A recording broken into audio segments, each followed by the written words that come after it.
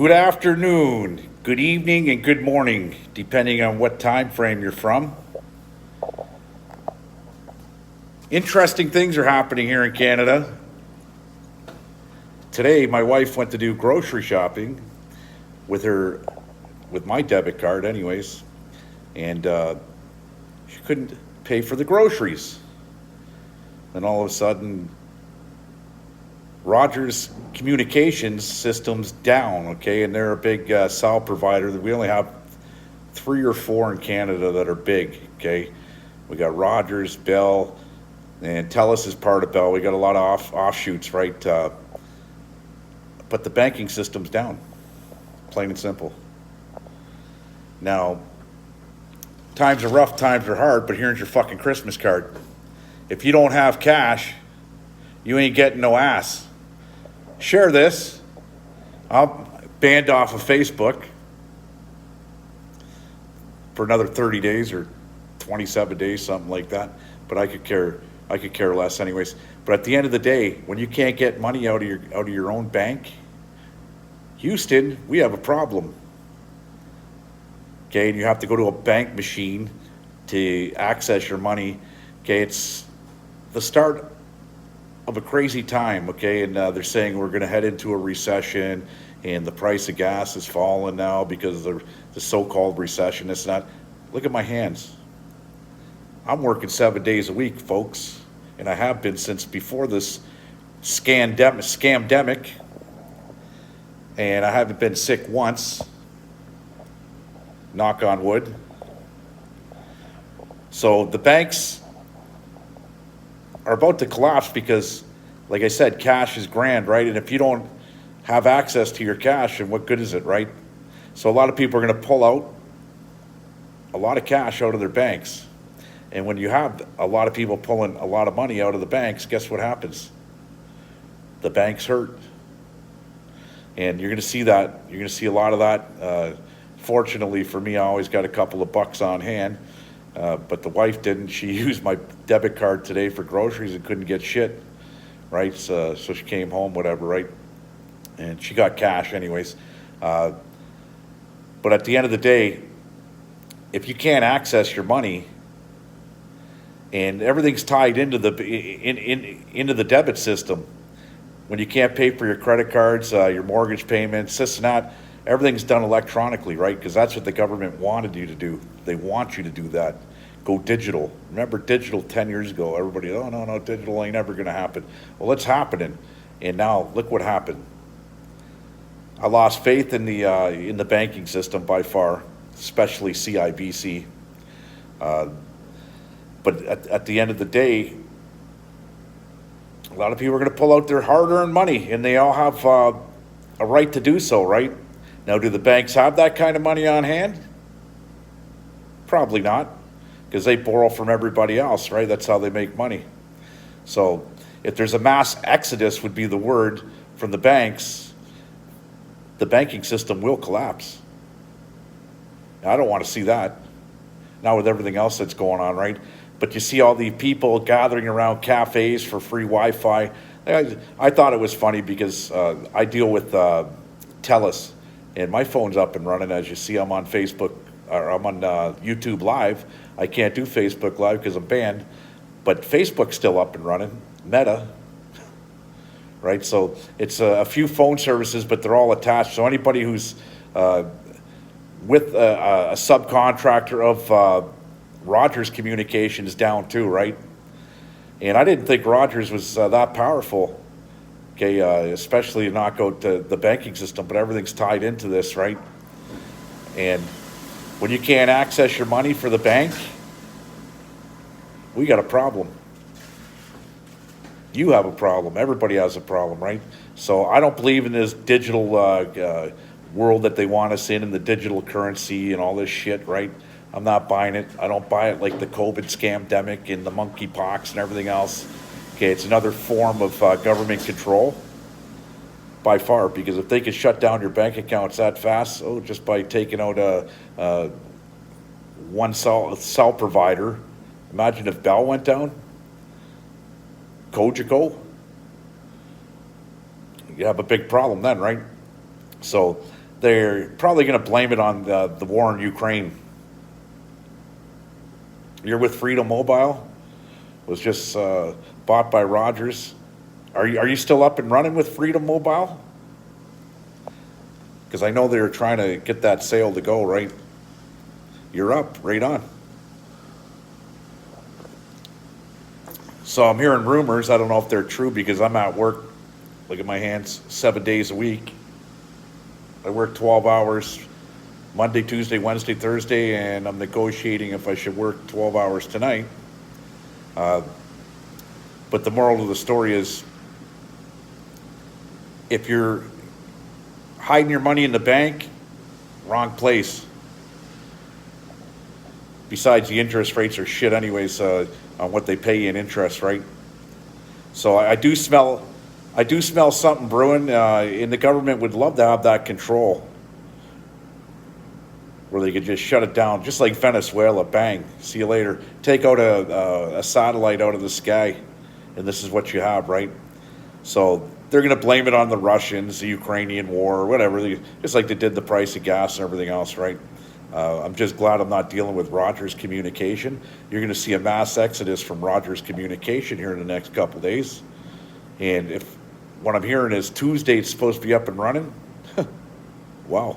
Imagine if you're on vacation, running on your credit card, running on your bank card, and you can't access any money off your credit card for your vacation with your family. You're fucked. You're stuck, and there's nothing you could do about it, right? You could holler, whatever, call the complaint center. Well, you can't call anybody because your phone's not working. You can't even call 911. And you see the shit at Pearson International Airport.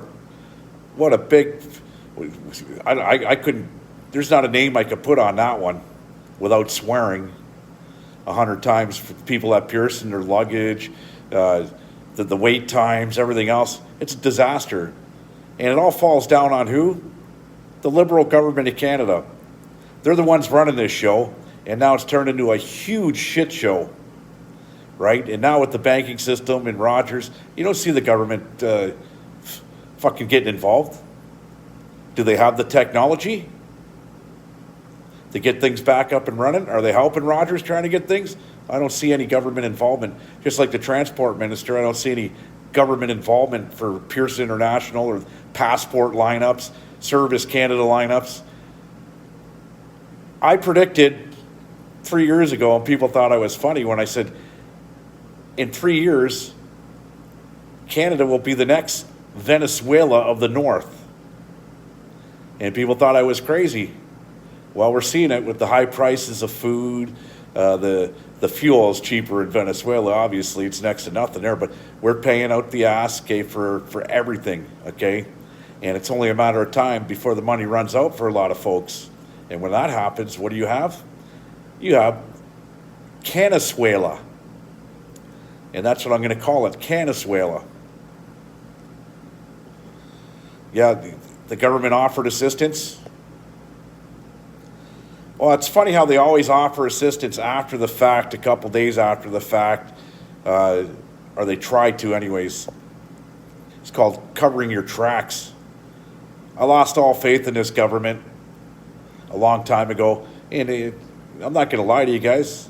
I voted for the Liberals, not the last election, obviously, but in 2015 to get the twit in, because I did like what his platform on legalization of cannabis.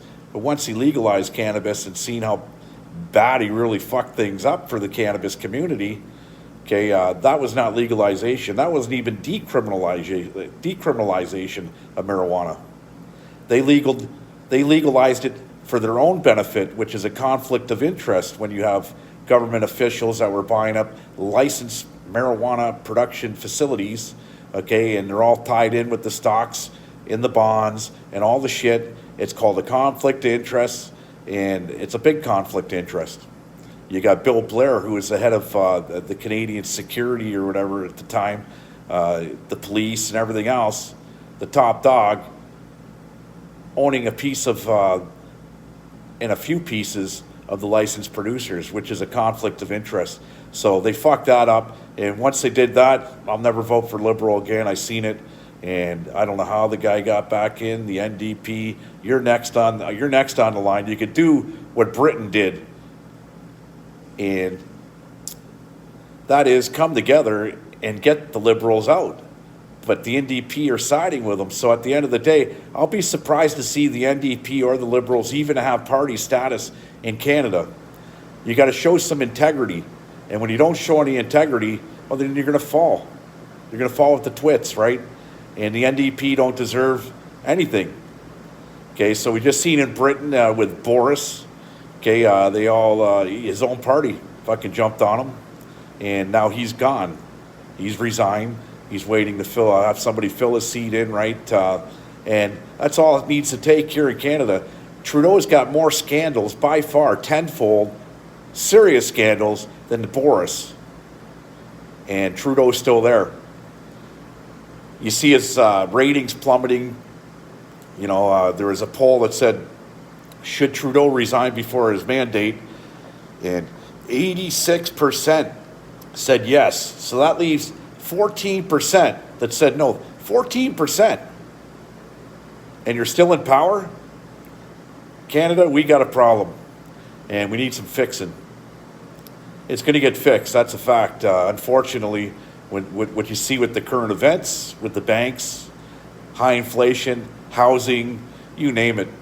Okay, everything's gone crazy here in Canada. So people that come to this country that think, oh, we're going to go to Canada, it's freer. It's not freer, folks. It's expensive. You might want to look. I've seen people come from Cuba. You might want to look at staying in Cuba. I would stay in Cuba. Look at our taxes. I paid, what was it last year? $39,000 in tax. $39,000. I'm not going to tell you what I made. I'm going to tell you what I paid in taxes. That's income tax. CPP, just off my payroll. Never mind your HST, the carbon tax, everything else. There's a tax on everything, and they just keep on making this word called tax. A tax this, tax that, right? It's crazy over here in Canada. It's going to get a lot crazier because the people aren't going to take it anymore. You see the uprisings, I call them, I shouldn't even call it an uprising. It's not an uprising. It's the people coming together peacefully, demonstrating, and which we do have a right under our Charter of Rights in Canada to do so peacefully. Okay, and I don't know if Tamara, like I said, I'm working, look at my hands, 7 days a week. I'm at work now. I don't know if Tamara Lynch got a new bail order today, but if she didn't, that's a travesty in law. Hearing somebody on a misdemeanor charge denied bail. Again, it took her 3 weeks to get bail, and then they revoked her bail on a misdemeanor from Alberta, and they extradited her to Ontario. I've never heard anything like this, and I know the criminal law like the back of my hand. I've never heard anything like this. Now, I know people for assaults, people for minor drug convictions that fuck off to another province, and it's a non-returnable offense. Now, they have a clause in the law that says it's up to that jurisdiction, okay, if they want to extradite you or not. And for misdemeanors, I've never heard anything like it in my life. She was denied bail. See, I got to keep up with the times. It's a travesty, and I'll tell you what, Tamara will probably never hear this one, but this is coming from me. I've been down that rabbit hole before. Her best bet is to sit in jail, deny bail. I know it sounds crazy, but at the end of the day, when you could get Omar Khadr, who was so-called a Canadian citizen, but living in Afghanistan, who threw a hand grenade into a bunker and killed a couple of U.S. Marines, and he went to Guantanamo Bay, and he was 15 years old at the time, so he was a young offender, and Canada made a stink, and they got this guy back into Canada, and they gave him, what was it, $12 million? Tamara and Pat King, sit tight, folks. You're going to get paid at the end of the day, and it's part of doing business. If somebody said, Leo, you're going to go to jail for 4 years on a misdemeanor charge, you're going to deny you bail. If I was in Tamara's seat, it would be a business transaction for me. Now I'm getting free hydro, I'm getting free food. Yeah, okay, I don't get that freedom to go see my wife and kids. But when I'm going to get paid at the end of the day for suing the twits that put me there, okay, you're going to be very well off. And if they said 4 years, that's 48 months. I would do it. I would do it for a lot less than 12 million. That's me. I make $1 million every 10 years or a little more. So in 4 years, if I could make $12 million and my family and their family, my kids' family and their kids' family would be well off, then I did my job to provide. So I'd be sitting there if I was Tamara Lynch. I know you don't have any choice in the matter if they denied you bail, but when you go up for bail, reject it. Keep rejecting it. You're going to get paid the ski mask way. And that's a fact, Jack.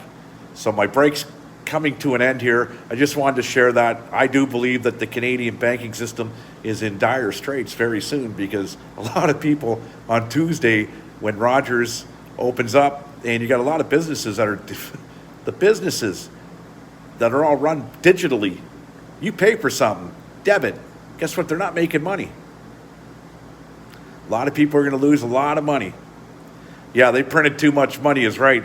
And like I said, I never took one iota of CERB money from this government, unemployment, compensation, nothing. I've been busy 12 hours a day, 7 days a week if I wish, before the pandemic started, and I'm still going strong. At 52 years old, I clock 72 hours on average a week. And people go, how do you do it? Well, I do it. I feel great. My legs are working, my back's working. My arms are still built. Shoulders are like boulders. And I'm working, man. I'm doing it. So share this. I'm not on Facebook. You want to put it on Facebook, put it on Facebook. If you're just coming on now, subscribe to the Mouth of the South, because sometimes I am the man without a plan. I am the master disaster. That's a fact. I'm trying to read some of these comments. Nope. We're going to cancel that. I don't even know how to read the comments on here. Wait. Oh, no. Not that way. But subscribe to the Mouth of the South. That's me. I want to get out more. I watched a video on Facebook. A buddy of mine went live the other night. Somebody fell into the Detroit River, and they were getting swept away. And everybody's filming, and the police came, and the fire department came. Nobody had life jackets on or anything, but there was this big boat there called the Mikasa Bay, and they got life jackets and everything on there. I told my buddy, I know that water like the back of my hand, and I'm not afraid of that channel. I've been in that channel my whole life. I would have grabbed myself a couple of life jackets off the Mikasa Bay. I would have jumped off the boat. Okay, I would have saved the girl that was in the water in about 10 seconds. That's me. Would you? I play in that water every weekend. Even though I work 7 days a week, I still find my couple of hours on my jet ski, which I enjoy, and I enjoy the water very much. Because I shared this before, and this is the truth. I have vivid dreams sometimes, and ultimately I've drowned 3 times myself. I just keep coming back from the dead, and I have dreams of drowning. And if that's a vision of my death, it's a good death. Ciao, share this. Thanks for subscribing, and stay in touch, folks. Thanks.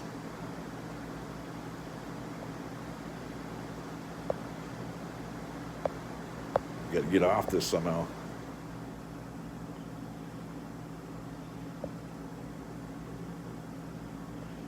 Okay, so now I just figured something out on here. I could share this anywhere I want. Awesome, guys. Thanks.